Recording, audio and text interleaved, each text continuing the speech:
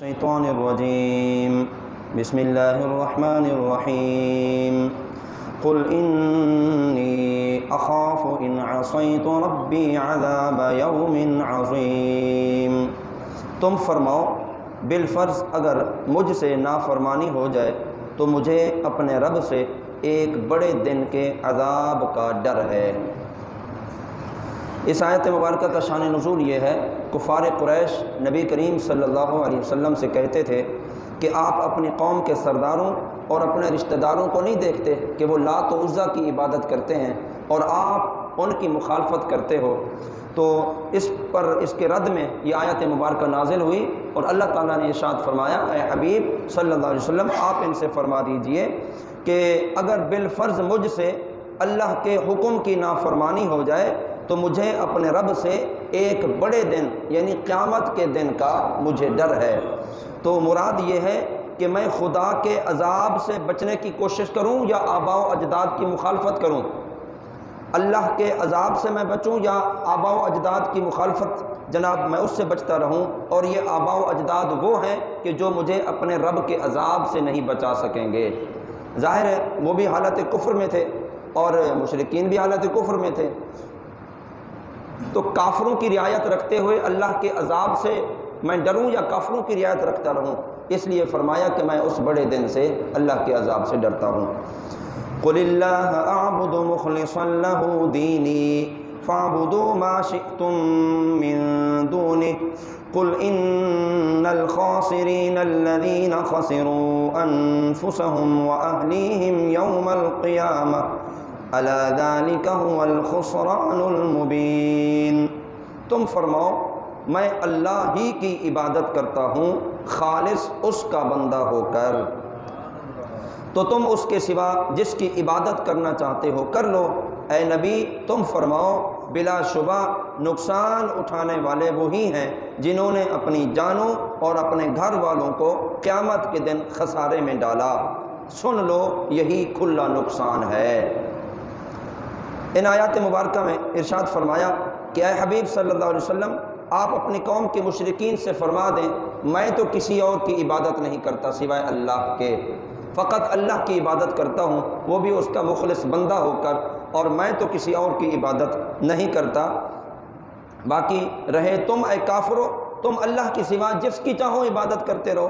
جب مشرکین نے تاجدار رسالت سے کہا کہ آپ تو اپنے آباء و اجداد کی مخالفت کر رہے ہیں، ان کی مخالفت میں جناب ایک اللہ کو مان رہے ہیں اور بتوں کی پوجا آپ نہیں کر رہے، حالانکہ آپ کے آباء و اجداد بتوں کی پوجا کرنے والے ہیں، تو ان کی مخالفت کر کے آپ نے نقصان اٹھایا۔ تو اللہ تعالیٰ نے ارشاد فرمایا اے حبیب آپ ان کو فرما دیں کہ بے شک حقیقت میں نقصان اٹھانے والے وہی ہیں جنہوں نے اللہ کی مخالفت کی ہے، آباء و اجداد کی مخالفت کر کے نقصان نہیں اٹھا رہے، جنہوں نے اللہ کی مخالفت کی ہے اصل میں نقصان وہ اٹھا رہے ہیں، چاہے وہ رشتہ دار ہوں، چاہے وہ آباء و اجداد ہوں، چاہے وہ قریبی رشتہ دار ہوں، چاہے وہ پڑوسی ہوں، چاہے وہ دوست ہوں، اگر ہیں وہ اللہ رب العزت کی ذات کے مخالف، اللہ رب العزت کی وحدانیت کے منکر ہیں اور اللہ تعالیٰ کی عبادت کے مخالف ہیں، تو ان سے عبادات کے معاملے میں ہمارا کوئی رشتہ نہیں ہونا چاہیے۔ یہی سبق نبی رحمت صلی اللہ علیہ وسلم نے ہمیں دیا ہے۔ تو فرمایا کہ میں ایک اللہ وحدہ لا شریک کا مخلص بندہ ہو کر عبادت کرتا ہوں، میں رشتہ داری کے معاملے میں اللہ کی مخالفت نہیں کر سکتا۔ تو نقصان اٹھانے والے یہ نہیں کہ آباء و اجداد کو چھوڑ کر جناب ایک اللہ کو مان رہے ہیں، یہ کوئی نقصان نہیں ہے۔ نقصان تو یہ ہے اللہ کو چھوڑ کر رشتہ داریاں نبھانے کے لیے نہ دین کا جناب وہ مداوع کیا، نہ دینداری کو دیکھا، نہ اسلام کو دیکھا، فقط آباء و اجداد کی پگڑیاں بچاتے ہوئے اللہ اور اس کے رسول کی مخالفت کرتے رہے، اصل نقصان اٹھانا یہ ہے۔ تو فرمایا یہ جو لوگ اللہ اور اس کے رسول کی مخالفت کر رہے ہیں یہ نقصان اٹھانے والے ہیں، یہی وہ لوگ ہیں جنہوں نے اپنی جانوں پر ظلم کیا، اپنے گھر والوں پر ظلم کیا، اور قیامت کے دن ان کے لیے خسارہ ہوگا۔ اور یہ وہ لوگ ہیں کہ جنہوں نے خود بھی گمراہی اختیار کی، اپنے اہل خانہ کو بھی گمراہی میں ڈالے رکھا، اور ہمیشہ ہمیشہ کے لیے جہنم کے مستحق ہو گئے، اور جنت کی ان عالیشان نعمتوں سے انہوں نے اپنے آپ کو محروم کر لیا کہ جو ایمان لانے کی وجہ سے اللہ تعالیٰ نعمتیں عطا فرماتا ہے۔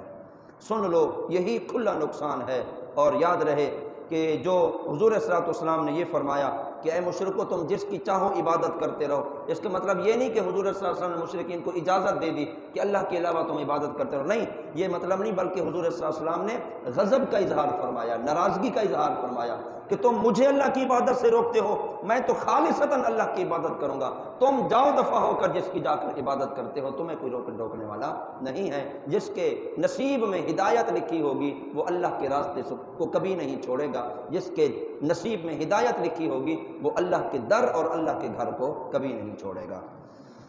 لَهُم مِّن فَوْقِهِمْ ظُلَلٌ مِّنَ النَّارِ وَمِن تَحْتِهِمْ ظُلَلٌ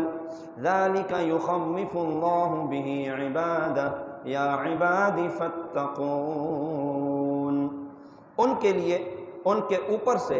آگ کے پہاڑ ہوں گے اور ان کے نیچے بھی آگ کے پہاڑ ہوں گے، اللہ اپنے بندوں کو اسی سے ڈراتا ہے، اے میرے بندو تم مجھ سے ڈرتے رہو۔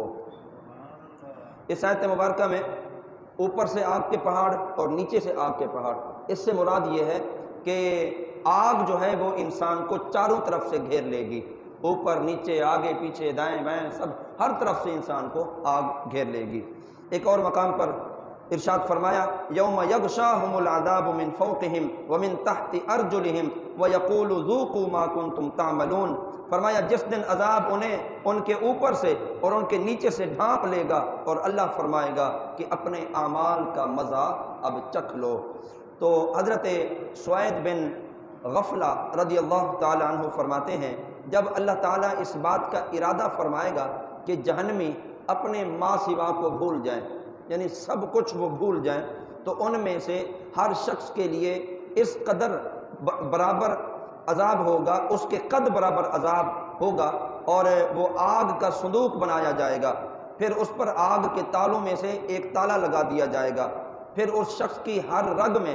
آگ کی کیلیں لگا دی جائیں گی، پھر اس صندوق کو آگ کے دوسرے صندوق میں رکھ کر آگ کا تالا لگا دیا جائے گا، پھر ان دونوں کے درمیان آگ جلا دی جائے گی۔ تو اب ہر کافر یہ سمجھے گا کہ یہ صرف مجھے عذاب ہو رہا ہے اور کسی کو عذاب نہیں ہو رہا۔ تو یہ ہے کہ اللہ تعالیٰ جہنمیوں کو اپنے سوا سب کچھ بھلا دے گا، یعنی صرف انہیں اس وقت اپنی فکر ہوگی، اپنا ہی عذاب انہیں نظر آ رہا ہوگا اور کسی کا عذاب نظر نہیں۔ ظاہر ہے اتنا سخت عذاب کہ آگ کے صندوقوں میں پھر تالے بھی آگ کے، پھر ایک آگ کا صندوق دوسرے صندوق میں، اور پھر دونوں کے درمیان آگ جل رہی ہو، تو ذرا آپ اندازہ کریں کہ کتنا عذاب ہوگا اور کتنی آگ میں وہ مبتلا ہوں گے۔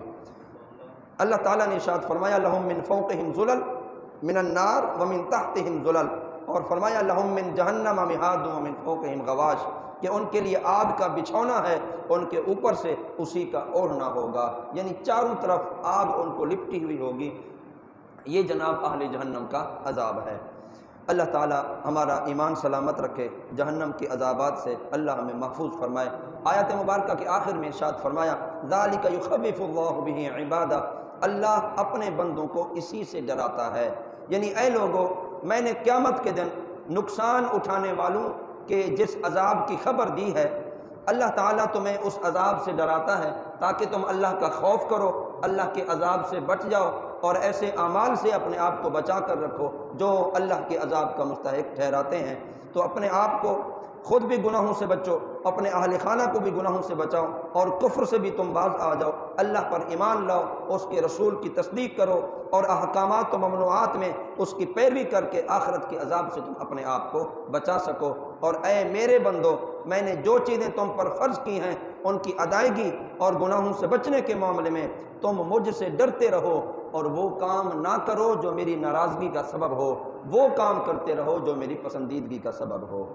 تو دنیا میں رہ کر جب بندہ اللہ تعالیٰ کی منہیات سے بچتا رہے گا، اللہ تعالیٰ کے احکامات کی پیروی کرتا رہے گا، تو یقیناً وہ اللہ کے راضی ہونے والے کام کر رہا ہے۔ تو جس کی زندگی اللہ کی رضا کے کاموں میں گزرے گی، اللہ تعالیٰ اسے اپنے عذاب سے محفوظ فرما لے گا۔ اللہ تعالیٰ ہم سب کو عذاب جہنم سے محفوظ فرمائے۔ وما علینا الا البلاغ المبین۔